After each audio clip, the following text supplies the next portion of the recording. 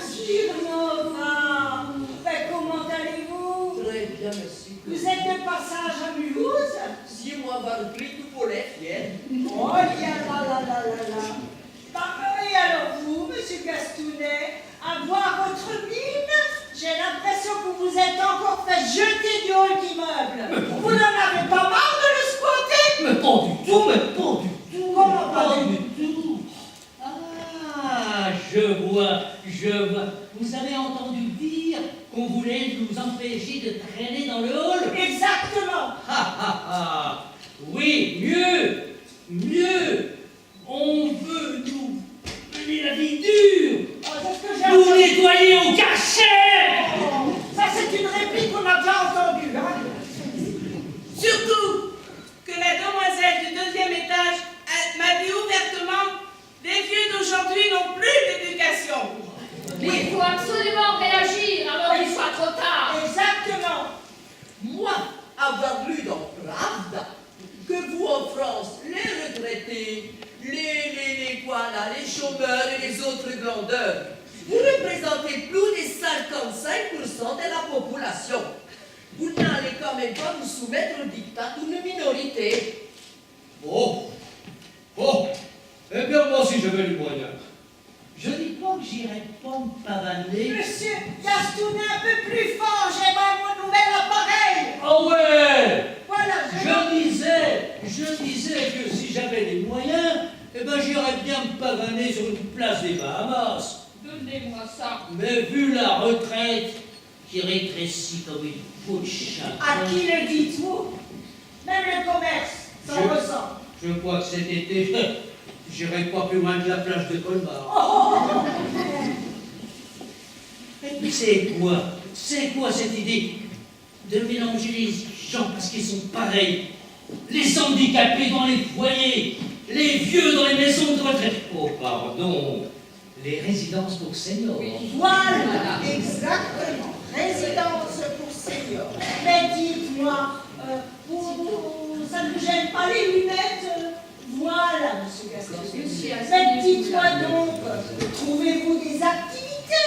Allez voir à Paris, par exemple, qui ont des voyages, des dansants, ça peut vous intéresser, des animations diverses, et des chiffres des lettres que vous aimez tellement.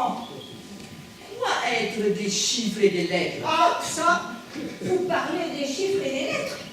Mais vous avez vu un peu les publicités qui nous passent à cette heure-là? Entre les baignoires à portière, les appareils pour les durs de la feuille. Enfin, bref. Bon, moi je viens juste pour un coup de peine, Claudette. Moi, pas savoir quoi être dur de la feuille.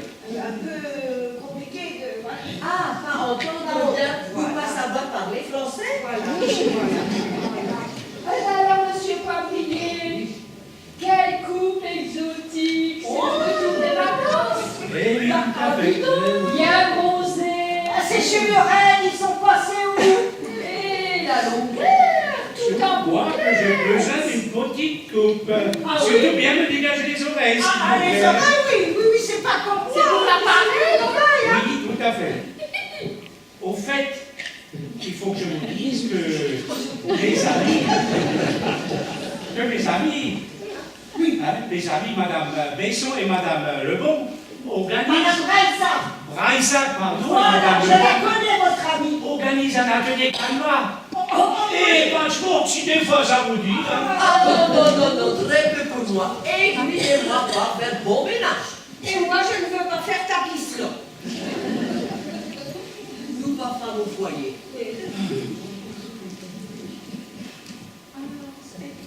vous avez les dernières nouvelles parce que moi, je suis un peu frustrée là. J'ai pas de Vous souvenirs. avez vu là?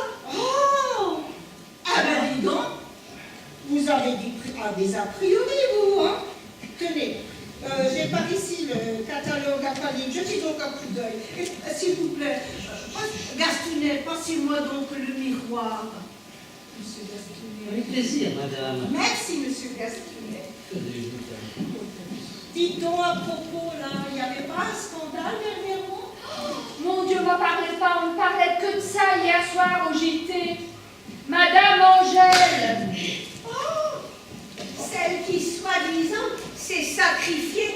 sa fille et son gendre, parce que ici, il consommait des produits illicites. Un produit illicite. Ah oui! À 75 ans, elle est devenue la reine, la tsarine des dealers. Eh ben, si les vieux commencent à dealer, on n'a pas fini de rigoler. Oh là là là là là là. Ah là là là là. Bon, ben écoutez, Venez, on s'avance au bac. Oui, monsieur Poivrier, Mais- je peux venir. Vous savez, il faut bien mettre un peu de beurre dans sa lampe, n'est-ce pas, monsieur Gastounet? Oui, Et tout ça pourquoi? Vous savez, c'est pour finir le goulag à 75 ans. bon, mais alors, c'est quoi ça? Bon, ben écoutez, Ça, bon, allez en prison, monsieur Gastonnet. Ça coûte quand même moins cher qu'une résidence pour seniors, n'est-ce pas? Je crois que nous attendons de la visite aujourd'hui. Il me semble que c'est le jour de monsieur Philo. Oh. Monsieur Philo. Bonjour, mesdames. Bonjour, monsieur Philo. Quelle belle journée. Que du bonheur. Que du bonheur. Eh bien, aujourd'hui, je vous ai réservé un petit proverbe chinois. Ben oui, la Chine, vous savez, c'est in. Alors, mon petit proverbe chinois, très simple. Le bonheur, c'est une barque qui navigue sous un vent favorable. Attention. Monsieur Philo, vous en avez beaucoup d'autres comme ça? Ah ben, bien entendu, le bonheur, c'est un rayon au soleil. Oui. C'est un chat qui ronronne. que c'est beau tout ça. C'est un compliment. C'est une visite d'un ami. Puis j'en ai encore une très bonne. Bon, Le bonheur est un parfum et j'entends pas que bien. l'on ne peut Vous pas. pouvez répéter? Le bonheur est un parfum Ah, d'accord. que l'on ne peut verser sur les autres sans en recevoir quelques gouttes soi-même.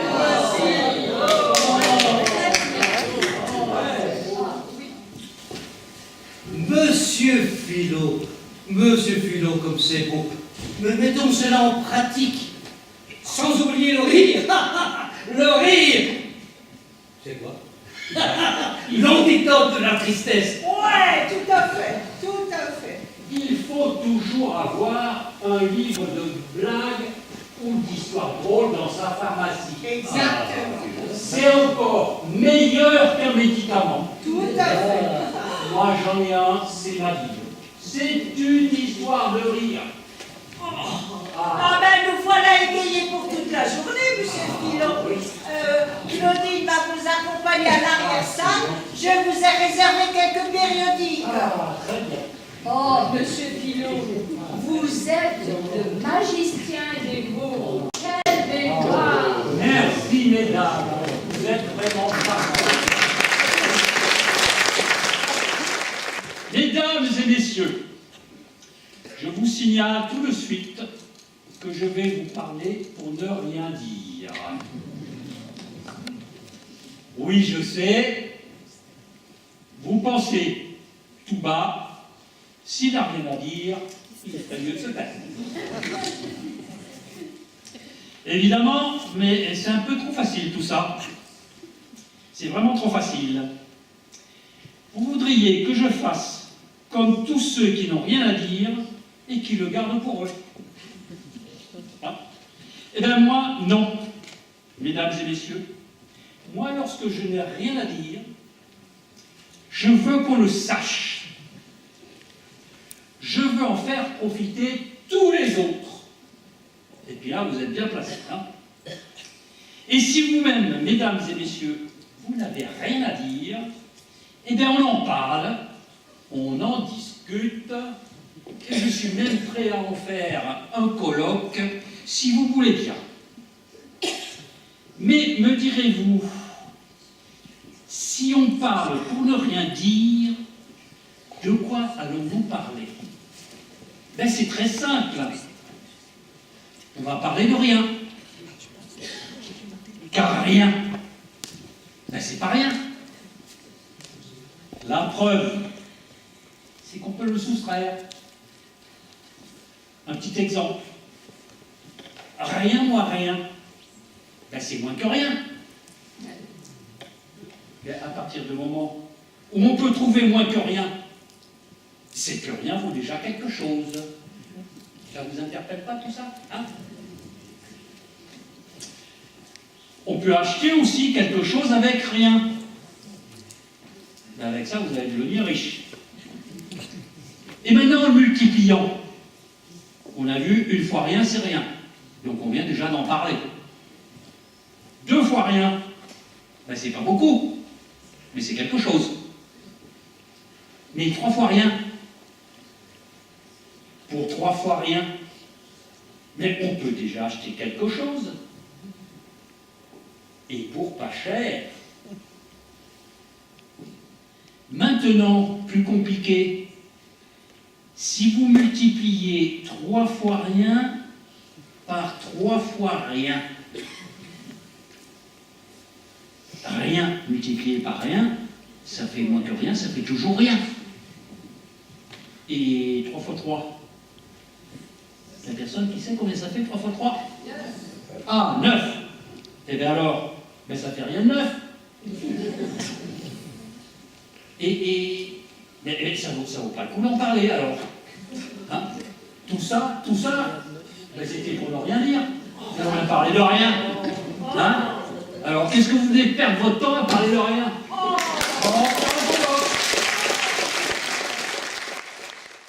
Voilà, monsieur Gastonnet. Mais vous allez vous sentir bien. Ah, bah, qui se sent bien, tu te rends compte? Vous allez enfin pouvoir se reposer. Endormi là, non, pardon.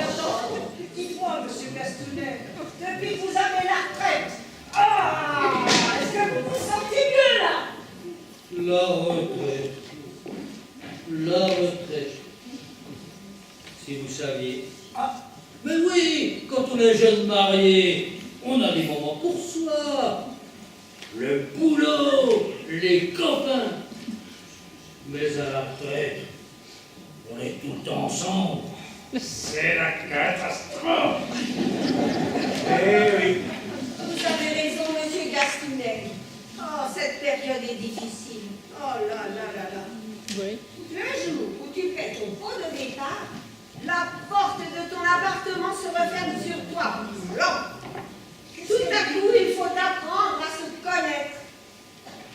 Et ça va durer longtemps, longtemps, longtemps. Eh oui. Oui. Ben, dites donc, vous êtes drôlement pessimiste aujourd'hui, dites donc. Oh, ben dis donc. Alors, Madame Rose, ça y est, vous êtes prête? Ben oui, je crois, oui. Attendez.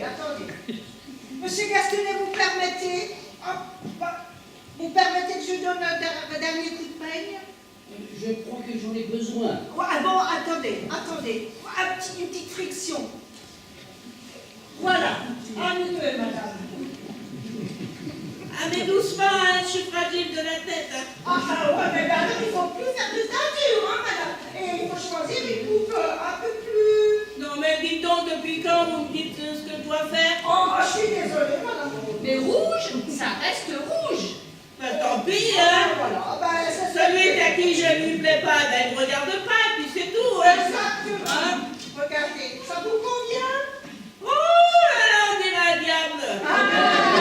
Je ne vous le fais pas dire, madame C'est Rose. vous qui avez choisi le rouge. Oh là là, tous ces cordes. On dirait un diable. Mais Oh, c'est affreux. faut pas changer d'avis comme ça. Mais Vous avez choisi. je fais pas aux gens. Madame Rose, Ça, sans c'est vrai. vouloir vous précipiter, vous savez que j'ai réservé le repas. Oui, pour demain, ça je le sais. Non, il m'a semblé que c'était pour aujourd'hui. Non, non, non, non, non. C'est marqué sur mon carnet, demain à midi pile. Bon, ben je discute pas. Je discute Un pas. bon repas chaud. Qu'est-ce que vous voulez?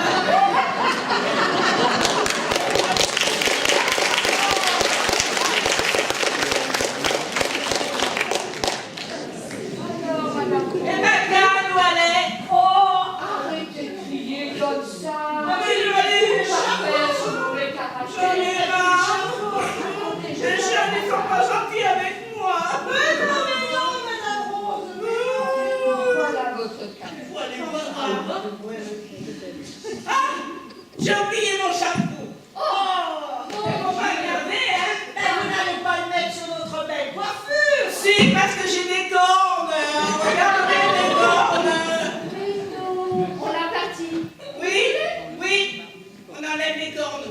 Voilà. Allez, au revoir. Au revoir tout le monde. Au revoir.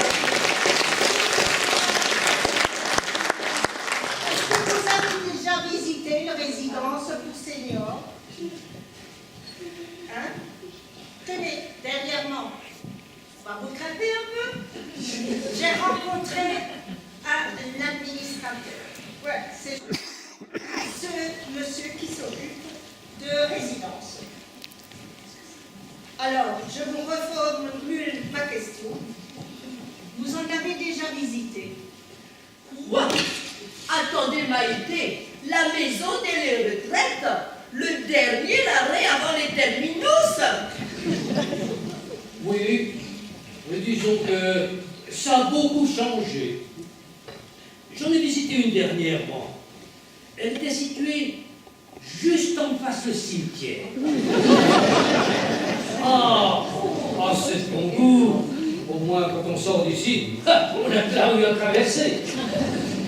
Mais c'est toujours en haut lieu que l'on décide. Eh oui. Nous, les bénévoles sur le terrain, niette pouvoir, pas de loi pareille. Eh Attention, attention, là nous marchons sur un terrain miné. Je vous assure qu'en haut lieu, il y a aussi des administrateurs bénévoles.